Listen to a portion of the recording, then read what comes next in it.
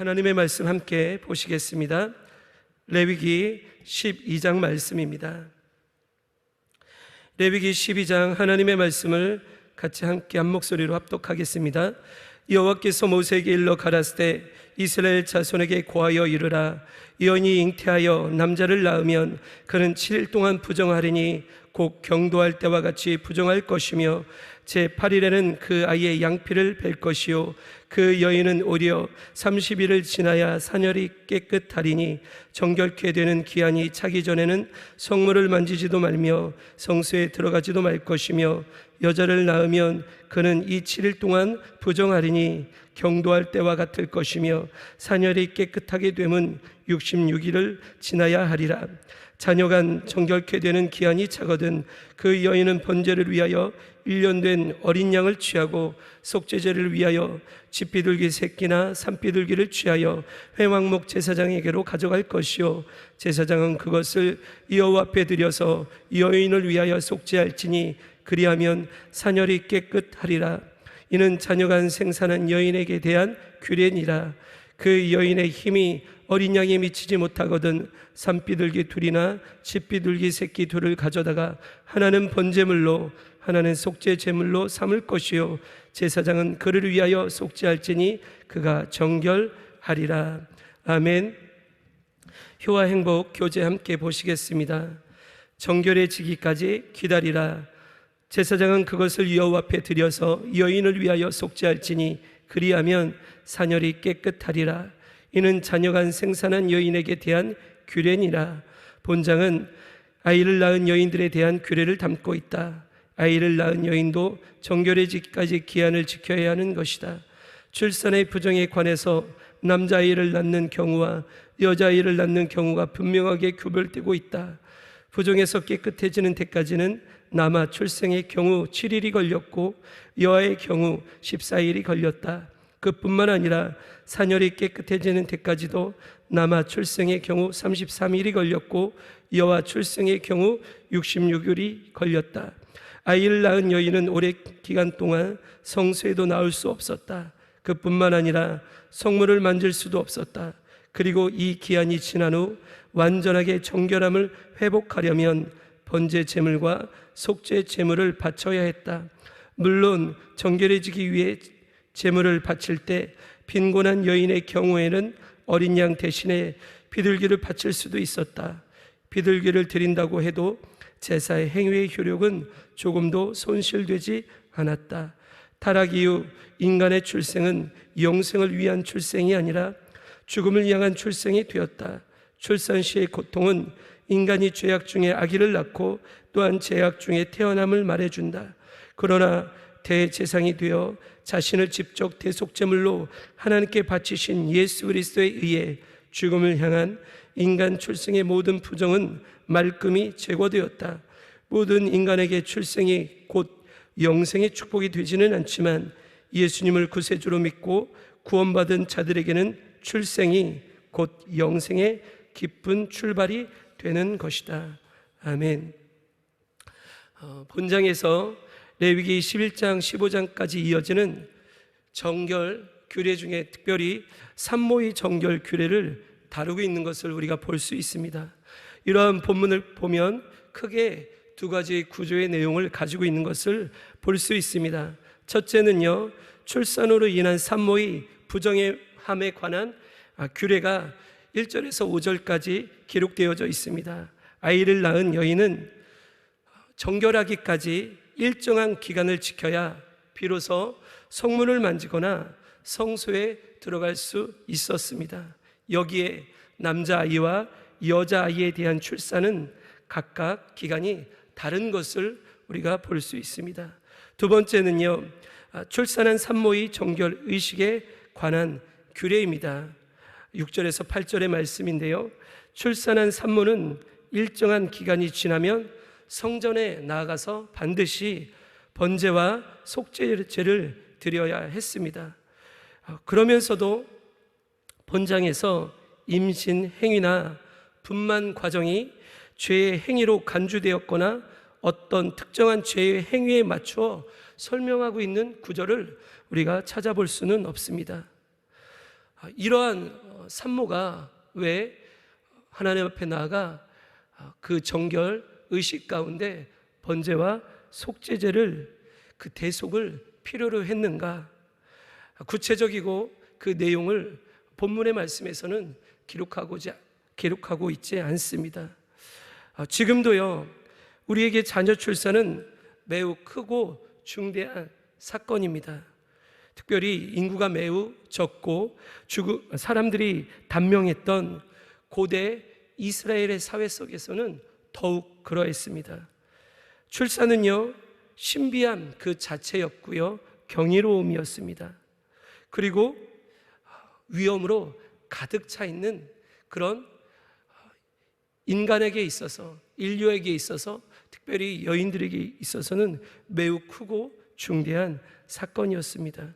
산모는요, 이 속에서 비로소 죽음의 문턱에 이를 때 그녀는 새로운 생명을 탄생시켰습니다. 그렇기 때문에 산모가 해산할 때 의식상 부정하게 된다는 것은 우리에게 참으로 이상하게 비현실적으로 비춰지고 보여집니다. 더구나 본문은요, 그것을 특정한 죄의 어떤 행위에 대해서 기록하고 있지 않습니다. 왜 이러한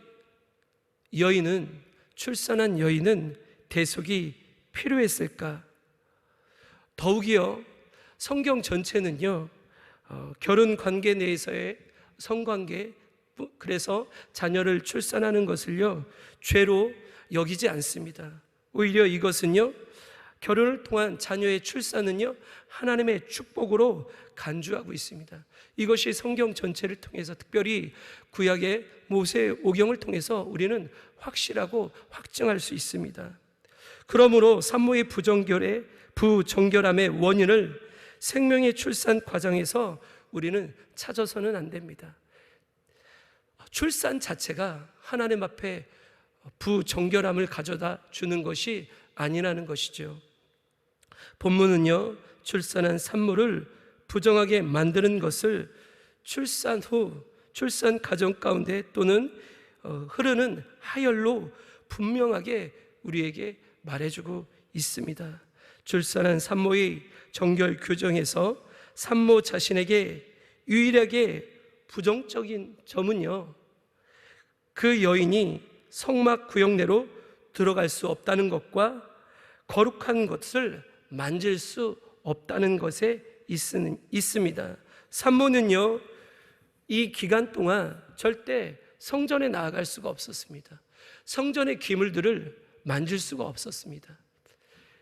이것은요, 어쩌면 그 여인으로 하여금 오히려 그 육신의 몸이 건강을 회복할 때까지, 온전해질 때까지 격리되어지는 그 여인을, 산모를 보호해주는 규례가 될 수 있다는 것이죠.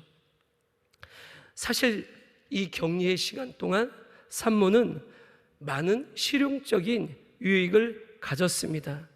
그래서 이 격리의 시간 동안 33일 또는 66일이라는 시간 동안요, 이 산모가 일상으로 회복할 수 있는 충분한 시간을 가졌다는 것이죠. 그렇기 때문에 그 여인의 출산에 대한 애씀과 수고로부터 몸이 온전히 회복할 수 있는 시간을 오히려 이 정결 규례를 통해서 여인이 가졌다는 것입니다. 여아를 출산하는 것이 남아에 비해서 산모를 2배로 부정하게 만드는 것은 사실 우리가 매우 이해하기 곤란합니다. 여기에 관한 신학적 견해가 몇 가지가 있긴 하는데요, 우리가 그럼에도 불구하고 주목해서 보아야 될 것은 남아든 여아든 하나님 앞에 드려야 되는 희생 제물이 동일했다는 것입니다. 하나님은요, 남아든 여아든요, 동일하게 여기신다는 것이죠. 그래서 희생 제물을 통하여서 우리가 하나님께서 남자와 여자를 어떻게 생각하시는지 우리가 볼 수 있다는 것입니다. 번제는요, 인간의 죄성의 오염으로부터 그녀를, 산모를 대속했습니다. 그녀에게 성소에서 예배를 드리고 거룩한 것을 만질 수 있는 자유를 부여해 주었습니다. 그래서 이 정결 규례가요, 산모에 대한 정결 규례가 어떤 그 여인의 부정함, 부정결함, 그것을 말하기보다는 아이를 출산한 여인에게 오히려 유익하게 해주고 오히려 하나님 앞에 나아갈 수 있는 문을 제공해 주었다는 것이죠. 이러한 본문에서 우리가 한 번 더 주목하고 다시 한번 살펴보아야 할 것은 출산한 여인이 드리는 속죄제입니다. 속죄제는 제물을 불에 태워 드리는 번제로 드려지는 제사입니다. 번제는요, 보통 감사할 때, 우리가 이스라엘 백성 중에 감사한 일이 생겼어요. 그 감사를 드릴 때 하나님 앞에 나아가 번제를 드렸습니다. 출산한 여인이 그 번제를 드렸다는 것은 출산한 아이에 대한 감사를 하나님 앞에 드렸다는 것이죠. 특별히 이 속죄제 또한 번제, 불로 태워드리는 제사를 하나님 앞에 드리는 것을 말하는데요, 이러한 속죄제는 언제 드려졌냐? 고의성이 없이 우연히 저지르는 범죄 가운데 하나님 앞에 이 속죄제를 드렸습니다. 또는요, 무지하여서 부지 중에 알지 못해서 범한 죄를 용서받기 위해 드리는 제사를 제사를 드릴 때 속죄제로 드렸습니다. 이 속죄제는요, 사람과 하나님과의 관계 속에서 생겨진 죄를 드릴 때, 죄를 용서받을 때 하나님 앞에 드리는 제사였습니다. 사람과 사람 관계 가운데 발생되어진 죄로 인해서 드리는 제사는 속건제였어요. 그런데 오늘 본문의 말씀에 보니까 이 출산한 여인이 하나님과 자신 가운데 죄로, 특별히 그 출혈 가운데 몸에 흘렸던 피로 인해서 부정함을 입어 정결해지기 위해 하나님 앞에 드렸던 번제를 말하는 것입니다. 이 속죄제는요, 제물의 피로 성전과 그 기물들에 묻은 오염을 씻어내는 의미를 가지고 있습니다. 인간의 죄와 더러워짐이 성전과 그 기물들을 더럽게 하였고 그 부정함을 제물의 피가 씻어내는 것을 의미하는 것입니다. 그래서 레위기 4장에 보면요, 아론과 그 아들들이 이제 제사장으로 임명을 받을 때 그 기간 동안 하나님의 전에 나아가 속죄제를 드리는 것을 우리가 볼 수 있습니다. 또요, 이 속죄제는 언제 하나님 앞에 드려졌냐? 1년에 단 한 번 대제사장이 지성소에 나아가기 전에 모든 민족의 죄를 위하여서 속죄할 때 그 앞에 나아가 드렸던 제사를 속죄제로 드려졌습니다. 이런 속죄제 속에서 출산한 여인의 신체가 파괴되고 몸에서 피가 흘러나오는 것은 죄의 결과를 또 죽음을 의미하는 것입니다. 이것은 참 아이러니합니다. 왜냐하면요, 출산, 새로운 생명이 잉태되어져서 태어나는 것을 말해지는데 그 새로운 생명이 태어날 때 몸 안에서, 생명 안에서 피가 밖으로 흐른다는 거예요. 일반적으로 우리의 몸 안에서 피가 빠져나가면 어떻게 되어집니까? 그 생명이 결국엔 죽음에 이르게 되어지는 것이죠. 출산을 하는 여인 가운데 생명이 새로 태어나지는 그 가운데 그 여인은 피를 흘리게 되어지는 거예요. 죽음에 이르게 되어지는 것이죠. 그래서 효와 행복을 보면요, 타락 이후 인간의 출생은 영생을 위한 출생이 아니라 죽음을 향한 출생이 되었다라고 말하고 있습니다. 또 출산 시의 고통은 인간이 죄악 중에 아기를 낳고 또한 죄악 중에 태어남을 말해준다라고 이야기하고 있습니다. 여인에게 흐르는 그 피가요, 그런 의미를 가지고 있다는 것을 말해주고 있는 것입니다. 히브리서 13장 11절에서 12절의 말씀을 보면요, 이는 죄를 위한 짐승의 피는 대제사장이 가지고 성소에 들어가고 그 육체는 영문 밖에서 불사름이니라. 그러므로 예수도 자기 피로써 백성을 거룩해 하려고 성문 밖에서 고난을 받으셨느니라 라고 기록되어져 있습니다. 구약에서 레위기에서 기록되어져 있는 이 속죄제는요, 사실 어린 양 예수 그리스도의 죽으심과 그 피 흘리심을 의미하고 있습니다. 속죄제를 드릴 때 번제물로 드려지는데요, 일반적인 번제물은 그 짐승의 기름을 불에 태워 드리는 제사를 말합니다. 그래서요, 그 가죽은 대제사장이 가져요. 제사장들이 취합니다. 그런데 이 속죄 제물은요, 기름을 불에 태워 그 제단 앞에 하나님 앞에 올려드리고 나머지 모든 제물을요 짐 밖으로 가지고 나갑니다. 짐 밖으로 가지고 나가서 짐 밖에서 또한 불로 태웁니다. 이것은 예수 그리스도가 성문 밖에서 우리를 위해서, 인류의 죄를 위해서, 인간의 죄를 위해서 십자가에 못 박혀 죽으심으로 그 피의 대속을 의미하는 것을 말합니다. 속죄죄의 의미는요, 그런 예수 그리스도를 통한 죄의 대속함을 의미하고 있습니다. 그래서 이 속죄제는 예수 그리스도의 속죄 사역을 상징하고 있습니다. 제물의 나머지 부분들을 모든 짐 밖에서 불살랐던 사실은 예수님이 죄를 지은 인간을 대신하여 저주받은 희생 동물처럼 성문 밖에서 갈보리 위에서 십자가에 대신 죽으심을 말해주고 있는 것입니다. 그렇기 때문에 산모의 정결에 관한 규례를 통해 죽음을 향한 인간의 출생이 영원한 생명, 영생에 이르는 축복의 의미, 하나님의 은혜임을 말해주고 있는 것입니다.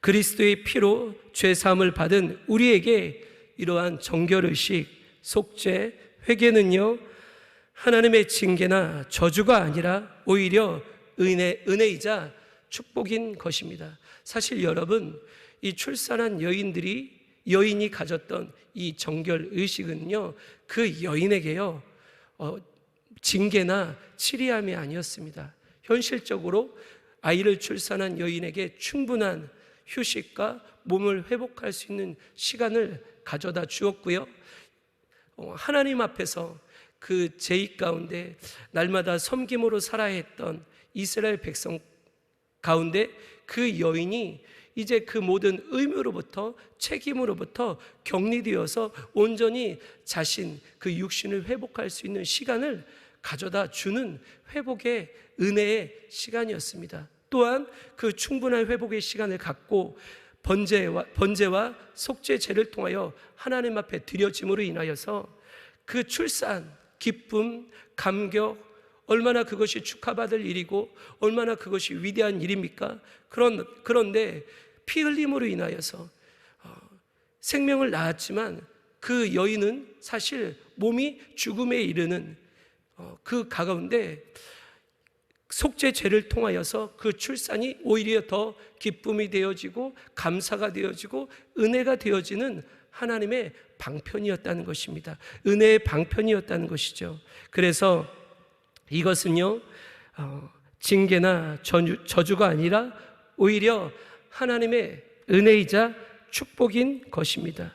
우리 믿음의 사람들은요, 오직 예수 그리스도의 피로 말미암아 거룩함을 얻습니다. 그 피로 우리의 죄가 씻은 바 되어지고 그 피로 거룩하여져서 하나님 앞에 의롭다 칭함을 받은 하나님의 자녀가 되어지는 것입니다. 또한 그 피로 말미암아요 날마다 하나님께 나아갈 수 있는 거예요. 우리가 하나님과 어떻게 화평을 누릴 수 있느냐, 화평한 자가 되어서 그 화평 가운데 거할 수 있느냐, 바로 이 속죄 제물이 되어주시는 예수 그리스도로 말미암아 되어진다는 것입니다. 인간이 사실은 그 죄로 인해서 그 생명의 죽음에 이르게 되어지는데, 이 속죄로 인하여서 그 피로 말미암아 영원한 생명을 얻는 놀라운 하나님의 구원의 은혜를 받게 되어진다는 것이죠. 그렇기 때문에요, 우리는요 이러한 산모의 정결 의식 속에서 그 예수 그리스도의 피를 더욱 힘껏 바라보고 의지하고 믿음으로 거룩하고 성결하고 정결하게 살아가야 할 것입니다. 할렐루야.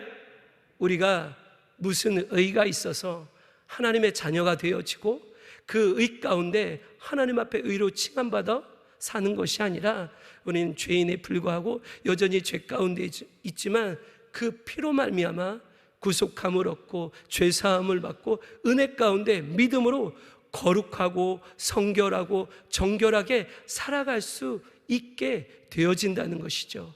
그러므로 말미암아 사랑하는 복된 믿음의 거룩한 하나님의 인천순복의 성도 여러분, 이 하루도 우리가 예수 그리스도의 피를 의지하여 그 공로 가운데 성결함으로 정결함으로 하나님의 말씀 가운데 성령과 동행함으로 이 시대에 예수 그리스도의 복음에 증인되어지는 빛과 소금의 하나님의 자녀 되어 주시기를 예수님의 이름으로 축복합니다. 기도하겠습니다. 하나님 아버지 주신 말씀 속에서 우리가 비록 우리의 삶 속에서 날마다 죄의 연약함과 넘어짐 속에 그 죄로 인하여 하나님 앞에 나아갈 수 없는 죄인에 불과하지만 예수 그리스도의 피를 의지하여 예수 그리스도의 공로를 의지하여 하나님의 거룩한 자녀가 되어졌습니다. 믿는 믿음 가운데 날마다 그렇게 예수 그리스도의 형상을 닮아가기에 꿈꾸는 하나님의 자녀들이 되게 하여 주시고 예수 그리스도의 피와 능력과 그 공로로 말미암아 승리하며 그 안에서 자유함으로 기뻐하는 모든 하나님의 권속들 되어질 수 있도록 은혜의 은혜를 더하여 주시옵소서. 성령 하나님, 믿는 믿음으로 사는 모든 하나님의 자녀들 가운데 믿음의 권속들 가운데 특별히 비대면으로 인하여서 갈망하고 사모하는 그 예배의 현장 가운데 삶의 현장 가운데 임재하여 주셔서 우리로 하여금 삶이 예배가 되게 하여 주시고 삶이 그 은혜로 말미암아 살아가는 거룩한 삶이 되어질 수 있는 복된 자녀들이 다 되어질 수 있도록 축복하여 주시옵소서. 오늘도 사모함으로 간절함으로 기도의 제목을 가지고 나왔습니다. 예수의 능력과 예수의 피를 의지하여 간구하고 기도하는 자리마다 기도의 제목마다 하늘의 문을 활짝 열어주시사 응답하시고 역사하여 주시옵소서. 감사함이 예수님의 이름으로 축복하며 기도하옵나이다. 아멘.